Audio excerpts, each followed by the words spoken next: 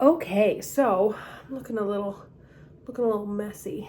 Today, I wanted to tell you about what made me want to seek out an autism diagnosis. The specific catalyst, the specific moment when I was like, huh, interesting, is a very classic one. I have come to find out. I see a lot of people online with a very similar story or something, at least, in this vein, in this realm.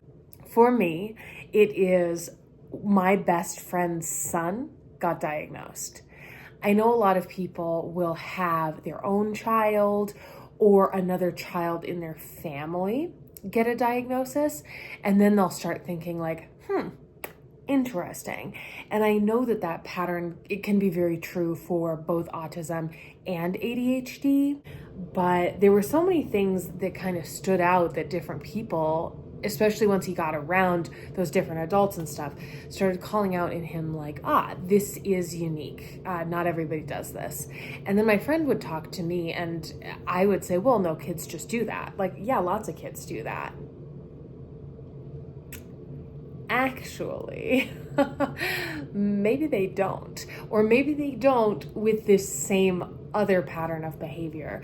And I realized like, oh, there's a fair amount of overlap there. Like, I relate with a lot of his experiences from childhood, and I remember my childhood extremely well.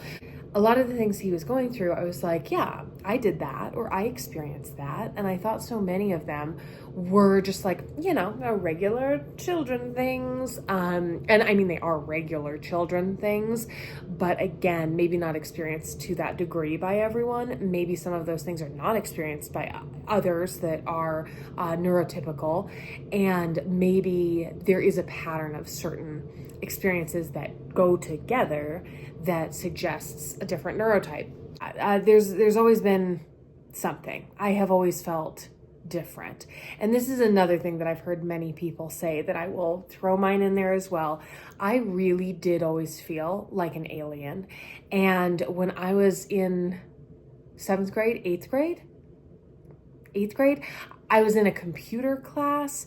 We were supposed to be learning like really basic computer stuff, but instead I was building a Harry Potter fan website in the background. Like, so I would do the work and that was the thing I did in most classes, was like do the work, but then do something else. I remember like playing a game with myself, thinking in my mind that I'm an alien and I need to build this website much more than I need to learn how to like format in Word or whatever we were doing. Spoiler alert, I suck at Word. I should have listened, but I was also really into spies at the time. I thought maybe I would want to be a spy when I grew up, and thinking that my alien home had like a handler, like somebody who was going to like give me my missions, right? And my mission was to build a Harry Potter fan site. So I could not be derailed by this stupid Excel and Microsoft Word. I needed to build a Harry Potter fan site. And this sort of through line of this like alien and like instructions from somewhere else and stuff remained pretty constant throughout my like early teenage years. So I was chatting with my friend. She was talking about how they had lined up an assessment. He was going to get assessed, but they had decided to have him see a professional and get some sort of official diagnosis potentially. And as she was talking about it, she really suspected autism. And that made sense to me and to our other friend who was in this conversation, because of what we knew about it and what we knew about him. We were like, that could add up. Like, that does make sense with his patterns of behavior and like what we know. But I felt undereducated on the topic. And I was like, you know what? This is someone who's close to me. This is someone who's very important to me, both my friend and her son, very, very important to me. I need to know more about this. Like, when you get assessed for this, what does that look like? And so that was what really piqued my curiosity. Because I was like, I wonder what happens. Like, what kind of, I don't know, is there like a screener? Like, how does this work? So I Googled it while I was Skyping with her. So we're Skyping with our other friend and talking about this generally. And I'm like, okay, in order to like speak on this, to have like any idea, like, I don't know why I even felt this way. And I feel this way about a lot of things, I guess. I just didn't want to be like, yeah, girl, go get it. Like, I really wanted to be like, I really wanted to have an understanding of what she was talking about. And because she hadn't done it, and because she isn't a mental health professional, she couldn't totally tell me. So I was like, okay, I'm just going to Google this in the background so that I have a good understanding of what we're discussing here. So what came up was a couple of assessments, quick ones that you can take online. And so I took one because I was like, oh, what better way? Because like I could read about this, or I could quickly just go through this assessment, see what the types of questions are, and then see what it says at the end about these questions. Anyway, I take it, I go through like pretty casually, and they all seemed like, you know, very reasonable questions, things that I was like, okay, yeah, this makes sense. This, you know, I guess I do that a fair amount. Anyway, I nailed these questions. I aced this test. Like I got a great score on the test, and I was absolutely shocked. I did not expect that at all. And the main thing that jumped out to me, that it jumped at to me. Here's this quiz telling me that I should like personally know about this, and I feel like I don't. And so it really opened up these floodgates for me that I was like, I need to learn about this. I need to read more about this. I need to understand, because how could I score? And I joke like, you know, ace the test, like it's just a numerical score. And then it tells you there's like a threshold for what could be significant, what could suggest that you should go talk to a professional. And mine definitely suggested that. And I was shocked by it. So from there, I was like, okay, maybe I'll take another one of these tests. And so I found another that was rather different. But I could see the through line, definitely, like the types of questions that were being asked. And they all seemed to make sense with the general overview, the general understanding that I had of the diagnosis. And yeah, I did great on that quiz as well. That test also great. Didn't even have to study, which I've never studied for any test. I can't focus to study. I don't like it, but I do like memorizing facts. So that helps. I just can't study them. Anyway, another one to bring to my assessor, which that might be something actually that I do in another upcoming episode, is brainstorm some things. Maybe I'll share some of my real standout moments that when I look back, I was like, I don't think everybody did that, because there's so many things that like, I just sort of was like, yeah, sure, whatever. Like that's what the kids do. And there was even one thing that I mentioned to one of my close friends, and she was like, if I weren't already convinced that this is something you should be looking into, I've never heard that from anyone. So I think that I could share some of those with you, and they could be kind of interesting, because I am a very creative person. So the way that I've been different has been creative, I think. And so that's fun. Maybe I'll give you ideas, some fun things you could do. Like, you know, cataloging pictures of people that you think are cool, and then trying to figure out like the aggregate of what makes them cool, and then figure out like what haircut you need as a 12-year-old, and then go to the hairdresser and point at someone in the yearbook and be like, I want her haircut. And then she sort of refused to give it to me because she was like, no, somebody you know has that haircut. And I'm like, I don't know this person. Great. That haircut, it didn't look very good on me, unfortunately, or fortunately. I don't know. I just like long hair, and this girl had short hair. She looked very cute. Anyway, I never spoke to her, but I tried to steal her haircut. She looked good though, like she did. I just don't think you're supposed to take your yearbook in to get a haircut. I think you're supposed to take like a magazine But anyway, pro tip, I don't even know, like, do you have a magazine anymore? I don't think you even could.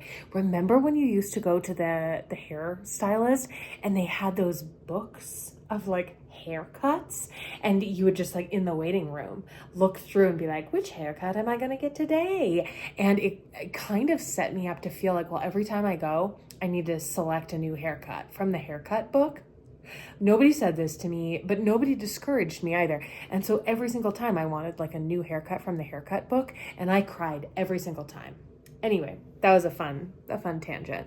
Anyway, point being, so I started to realize from taking these quizzes what it was about me that seemed to score high, which was like everything on the quiz.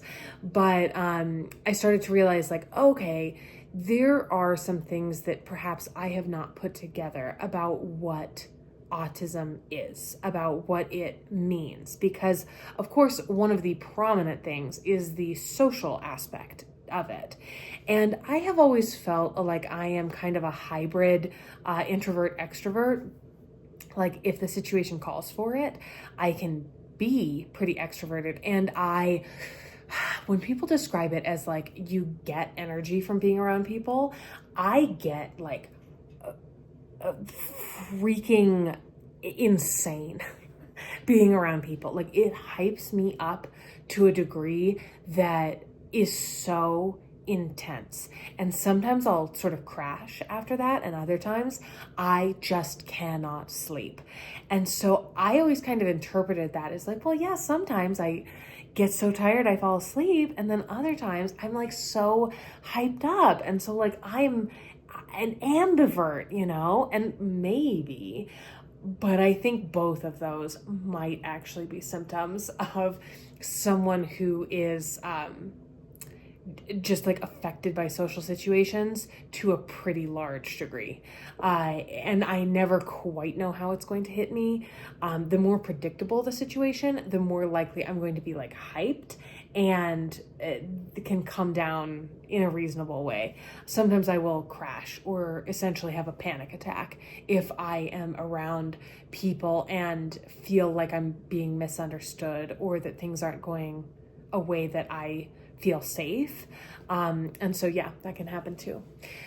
I don't know. I guess I always kind of classified myself as like, oh, you know, whatever, like I'm quirky, I'm interesting. Like I could be really gregarious and speak to everyone all the time. I just prefer not to. Like I'm just reserved.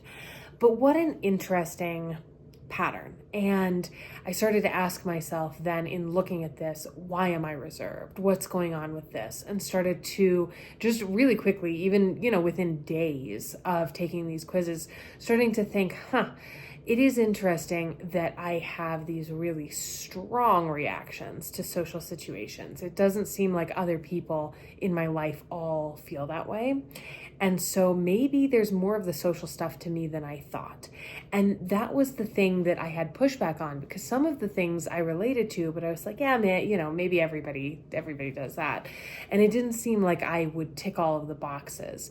But I now believe that I do, because I think there are a lot of things like the social thing that either I didn't know what would qualify someone to be autistic, or I had the story I told myself was different. Like the words I used about myself didn't fit into a stereotype, essentially, even though I have known many people that are on the spectrum. And I've mentioned like each person really has been different. So I don't think that I had like a stereotype in my mind, just because I've been lucky enough to know a variety of people pretty closely that seemed similar in some ways, but not in others. It wasn't like I was like, I'm not like them. It was more just like, oh, interesting. Like I didn't see the through line. And in taking these quizzes, I was like, I see the through line and I'm part of it. And so while I was very shocked, it's one of the most shocking things that has ever happened to me, actually, taking this online assessment and then looking at it and being like, seriously? I just really didn't think that it was going to be the case. I didn't think that I would score anything on this. I didn't think it affected me. I didn't think it was my life. And so it was extremely trippy to look at this and be like, huh, I should learn more about this. And so from there, I went on a mega deep dive, just watching tons of YouTube videos, reading blog posts, reading different doctors' websites. And I came across a number of YouTubers, which is why I have always had in the back of my mind that it would be cool if this came full circle, because what if you're watching me for this reason? It was so invaluable to me to find people that were sharing their experience, and I wanted to know more about it, and I wanted to know more about them, which is what I'm hoping to offer you, that I can give you this, but that I can also give you a behind the scenes of my life and who I am. And if you are someone that might be also seeking a diagnosis or seeking community online, hopefully we can find that together. And perhaps you're someone who, like a couple of my friends, is surprised or shocked or confused by a friend or family member saying, hey, I took this online assessment and I think I'm autistic. Because it is kind of weird. I did get a variety. I haven't told many people, but the people that I have told, I've gotten a variety of responses. And I would say the majority of people had to think about it for a while. And I had to provide them with a bit more information so that they knew what I was talking about. I think it's one of those topics that we are very undereducated about. Mental health in general, anything having to do with neurology, like it feels kind of deep. I mean, literally, it's kind of hard to know. But I think that people don't talk about those things very much. And I think that extends to something like a neurotype or a diagnosis that could affect you. I know a lot of people that I've mentioned before. I just keep saying, like, I have an ADHD friend. No, I actually have a couple dozen friends with ADHD, and they have very different views on whether they should disclose at work, whether they want to be super open about it or not. And I think that, I think all these reasons are valid. I also think that the way that the world currently works has such a huge impact on who you tell and how we know about these things. So back to the original topic. So I did a deep dive into all the content I could find online, and particularly resonated with adults who were sharing their diagnostic experience, sharing their experience of living with the diagnosis, just chatting about what made them seek a diagnosis. A lot of them were late diagnosed, but one stood out to me. Actually, unfortunately, their content is no longer available in the format that I found it, but there was someone that had been diagnosed when they were younger, and then they were talking about, and they did fun, sort of like listicle style stuff, like, 10 things about autism. And so they were very watchable, really great YouTube videos. And so I watched all of them. Like, I watched everything on this channel, I think 4 times.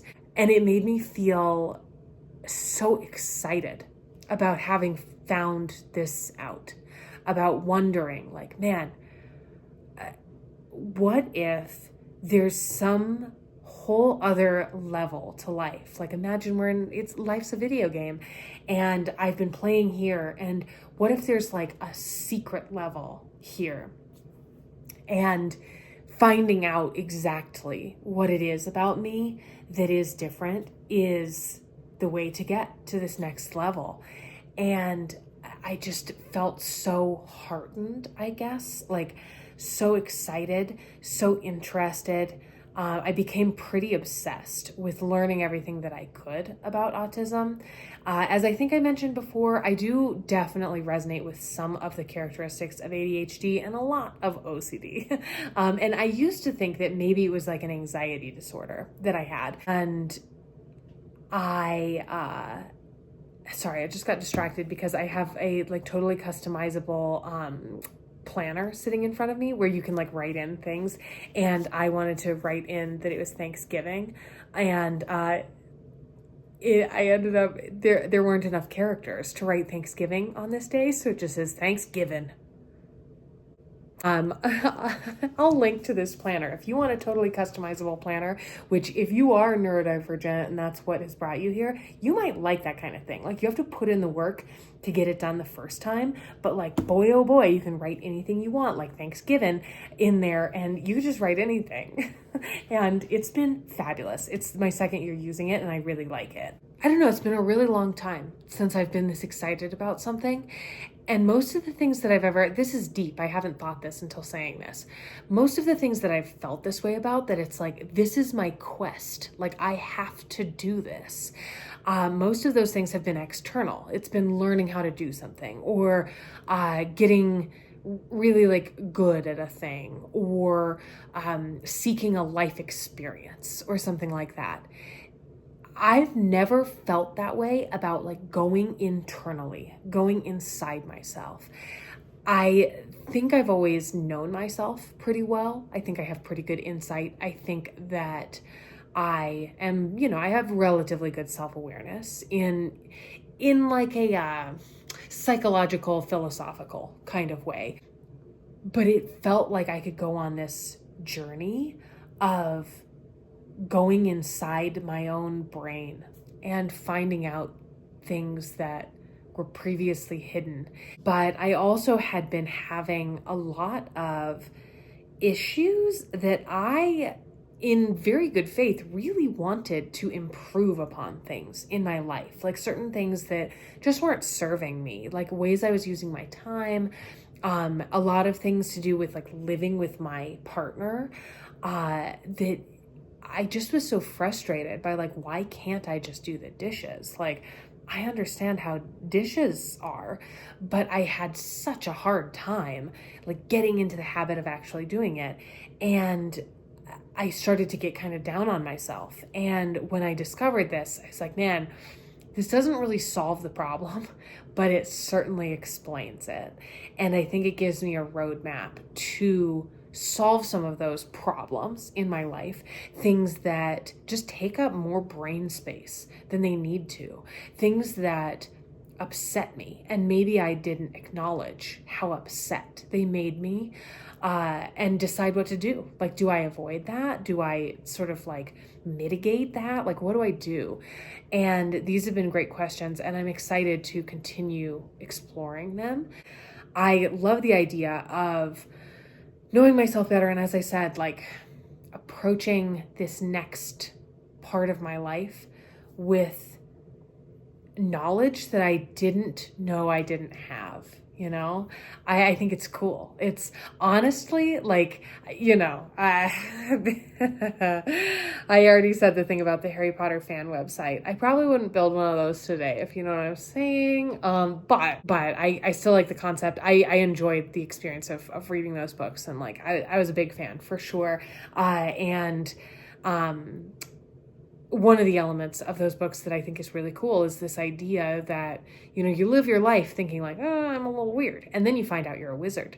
And I think that there's an element of that to this, that it's like, oh, this doesn't solve all of my problems or anything, but boy, do I feel good in this confirmation. I feel so justified in the way that I thought I was different. Like, maybe I really am different. I think we'll finish up the vlog here, and maybe I'll leave you with some more of that great aesthetic stuff that you've come for.